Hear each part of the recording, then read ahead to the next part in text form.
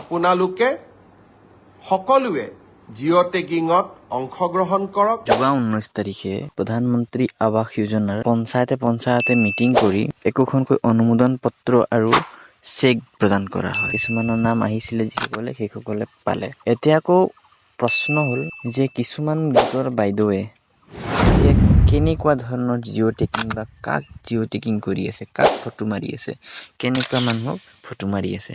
ঘৰ নাই পোৱা সেইসকল মানুহে আগন্তুক দিনত যি প্ৰধানমন্ত্ৰী আৱাস যোজনাৰ যি নাম আহিব সেই নামত এই সকলো লোকক সন্নিৱিষ্ট কৰা হ'ব। এই সন্দৰ্ভত মুখ্যমন্ত্ৰীয়ে কি ক'লে আহক তেখেতৰ মুখৰ পৰাই শুনো।